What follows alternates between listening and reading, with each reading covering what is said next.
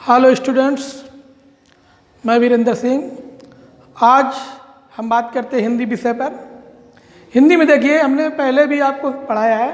अब हम आपको हिंदी में विनय विनय पद में आपको पढ़ा रहे हैं। समझिए, लिखा है, अब कह रा कि लेऊ भगवान, अब कह रा कि लेऊ भगवान, हाँ अनाथ बैठ्यो द्रुम डरिया, पारिद साधे बान। हाँ अनाथ बैठ्यो द्रुम डरिया, पारिद साधे बान। ताके डर में भाज्यो चाहत, ऊपर डुकियो सचान। ताके डर में भाज्यो चाहत, ऊपर डुकियो सचान। दुहू भात दुखी भयो आन, ये कौन उभारे प्राण। दुहू भात दुख भयो आन, ये कौन उभारे प्राण। सुमिरत ही ऐ ढसियो पारधी, कर छूटियो संधान। सुमिरत ही ऐ ढसियो पारधी, कर छूटियो संधान। सूरदास सर लाग्यो सचानई, सूरदास सर लाग्यो सचानई, जय जय कृपा निधान। देखिए, संदर्भ में देखते हैं। प्रस्तुत काव्य पंक्तियां कृष्ण भक्ति शाखा के कवि सूरदास द्वारा रचित सूरसागर नामक महाकाव्य के विनय शीर्षक में संकलित हैं। देखिए, इसमें कवि ने भगवान से प्रार्थना की है। अपने जीवन के उद्धरण के लिए कवि ने जो है ईश्वर से प्रार्थना की है। कवि कहता है, कवि ने कहा है, अब कह रा कि लेओ भगवान, अब कह रा कि लेओ भगवान। हे ईश्वर, अब की बार हमारी रक्षा कीजिए। पहली लाइन करता है, अब कह रा कि लेओ भगवान। हे ईश्वर, अब की बार हमारी रक्षा कीजिए। हाँ अनाथ बैठे द्रुम डरिया, और पारिद साधे बान। मैं अनाथ हूं, मेरा संसार में कोई नहीं है। कब कहता है, मैं अनाथ हूं, संसार में मेरा कोई नहीं है।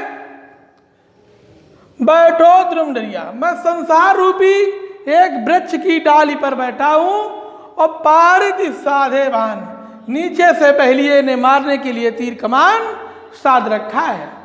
ताके डर में भाज्यो चाहत, उस बहरिए के डर से मैं भाजना चाहता हूं। ऊपर डुक्यो सचान, ऊपर माया रूपी बाज भी मरा रहा है। ऊपर जो है माया रूपी बाज भी मरा रहा है। दुहू भांति दुख भयो आनिए, कौन उभारे प्राण। दोनों तरफ से दुख ही दुख है, ऐसे में हमारे प्राणों की रक्षा कौन करे। सुमृत ही ऐ ढसियो पारधी, कर छूटियो संधान। ईश्वर का स्मरण करते ही बैलिए को सर्प ने ढस लिया। सुमृत ही ऐ ढसियो पारधी, कर छूटियो संधान। ईश्वर का स्मरण करते ही बैलिए को ज्ञान रूपी सर्प ने ढस लिया। कर छूटियो संधान, उसका जो निशाना था, जो लक्ष्य था, वो छूट गया। और सूरदास सर लाग्यो सचाने, कवि सूरदास जी ने लिखा है, वो उड़ते हुए ऊपर जाकर किसके, माया रूपी बाज की जा लगा। जय जय कृपा निधान, मैं ऐसे ईश्वर की बार बार जय जयकार करता हूँ, जिसने मुझे पल भर में दोनों तरफ से मुझे बचा लिया। हाँ, आगे देखिए बच्चों, अगला पद हम पढ़ते हैं।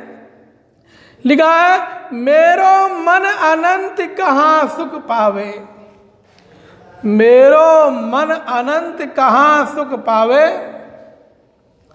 जैसे उड़ जहाज को पंछी फिर जहाज पर आवे, जैसे उड़ जहाज को पंछी फिर जहाज पर आवे। कमल नयन को छाड़ी महात्म और देव को धावे, कमल नयन को छाड़ी महात्म और देव क्यों धावे। परम गंग को छाड़ पियासो, परम गंग को छाड़ पियासो दुर्मति कूप खनावे। जी मधुकर अम्बुज रस चाख्यो क्यों करील फल भावे, जी मधुकर अम्बुज रस चाख्यो क्यों करील फल भावे। और सूरदास प्रभु काम धेंत छेरी कौन दुहावे। देखिए कवि ने इसमें जो है अपने इस अनंत मन को सुख शांति की प्रार्थना की है। कवि कहता है कि मेरो मन अनंत कहाँ सुख पावे, इस हमारे अनंत मन को कहाँ पर सुख और शांति मिलेगी। हमारे मन की तो दशा उसी प्रकार से है जैसे उड़ जहाज को पंछी फिर जहाज पर आवे। जैसे जहाज पर बैठा हुआ पंछी, जैसे जहाज पर बैठा हुआ पंछी अगर उड़ करके कहीं और अच्छी जगह पर जाना चाहे, लेकिन फिर जहाज पर अच्छी जगह ना मिलने पर उसे पुनः उसी जहाज पर आना पड़ता है। कमल नयन को छाड़ी महात्म और देव क्यों धावे। कमल जैसे नेत्र वाले भगवान श्री कृष्ण को छोड़ करके अन्य किसी देव का ध्यान करना हमारे लिए व्यर्थ है। कमल नयन को छाड़ी महात्म और देव क्यों धावे। कमल जैसे नेत्र वाले भगवान श्री कृष्ण को छोड़ करके अन्य किसी देव का ध्यान करना हमारे लिए व्यर्थ है, बेकार है। परम गंग को छाण पियासो दुर्मति कूप खनावे। जिस व्यक्ति के सामने ज्ञान रूपी पवित्र गंगा नदी बह रही हो, वो व्यक्ति प्यास बुझाने के लिए अगर कुआं खुदावे तो उसे हम मूर्ख कहते हैं। जिस व्यक्ति के सामने ज्ञान रूपी पवित्र गंगा नदी बह रही हो, वो व्यक्ति अगर प्यास बुझाने के लिए अगर कुआं को खुदाए तो उसे हम मूर्ख कहते हैं। जी मधुकर अम्बुज रस चाख्यो क्यों करील फल भावे। जिस भौरे ने कमल के पुष्प का रसपान किया है, जिस भौरे ने कमल के पुष्प का रसपान किया है, वो भला करील के कड़वे फलों का रसपान क्यों करेगा, अर्थात नहीं करेगा। सूरदास प्रभु काम धेन तछेरी कौन दुहावे। कवि सूरदास जी ने लिखा, जिस व्यक्ति के पास कामधेन रूपी गाय है, कवि सूरदास जी ने लिखा, जिस व्यक्ति के पास कामधेन रूपी गाय है, वो कामधेन रूपी गाय को छोड़ करके जरा जरा से दूध के लिए बकरियों का दूध दूहता हुआ क्यों फिरेगा।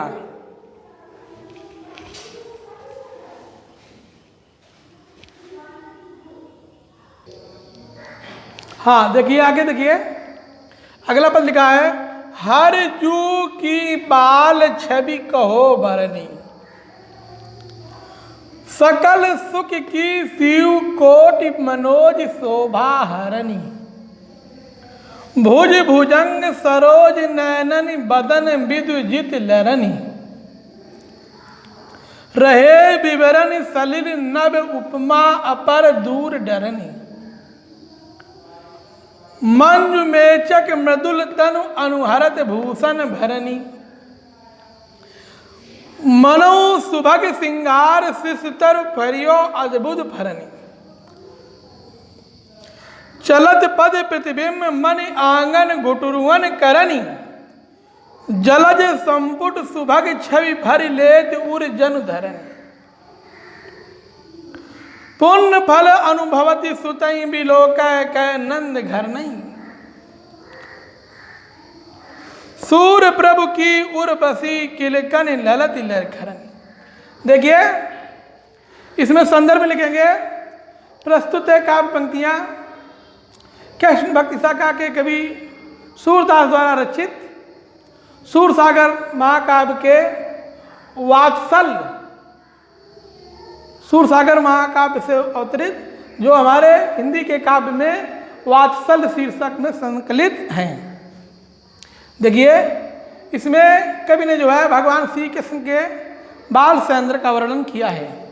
लिखा है, कवि कहता है, हर जू की बाल छवि कौवन, मैं श्री कृष्ण के बाल सौंदर्य का वर्णन करता हूँ। उनका जो बाल सौंदर्य है सकल सुख की शिव, उनका बाल सौंदर्य जो है वह सुख का खजाना है। सकल सुख की शिव, उनका जो बाल सौंदर्य है उस सुख का खजाना है। कोटि मनोज शोभाहरण, उनके सामने करोड़ों देवताओं की शोभा सुंदरता उनके सामने फीकी पड़ जाती है। भुज भुजंग सरोज नयनन बदन बित जित्रन, श्री कृष्ण की लंबी भुजाओं ने, भुज भुजंग श्री कृष्ण की लंबी भुजाओं ने सर्पों को समानता के क्षेत्र में जीत लिया। सरोज नयन, सुंदर नेत्र ने कमल को समानता के क्षेत्र में जीत लिया। और बदन बित जितलन, सुंदर मुख ने चंद्रमा को समानता के क्षेत्र में जीत लिया। रहे विवरण सलल नभ उपमा अपर दूर, जिससे भयभीत होने के कारण सर्प तो जाकर के बिलों में छिप गए, कमल तालाब में छिप गया और चंद्रमा आकाश में छिप गया। बाकी जो भी उपमाएं की वस्तुएं थी मारे भय के कारण वो बाहर ही नहीं आई। मंजु मेचक मृदुल तनु अनुहरत भूषण भरन, श्री कृष्ण ने अपने शरीर के अनुरूप आभूषण और वस्त्र भी पहन रखे हैं। मनो सुभग सिंगार सिस्तर फरियो अद्भुत फरन, मानो ऐसा लग रहा था कि मानो से जैसे श्री कृष्ण ने जो अपने शरीर में आभूषण और वस्त्र पहन रखे हैं वो आभूषण पहने हुए ऐसे लग रहा है जैसे साल का छोटा सा वृक्ष, बाल वृक्ष फलों से लदा हुआ अद्भुत खड़ा दिखाई दे रहा हो, ऐसा लग रहा था।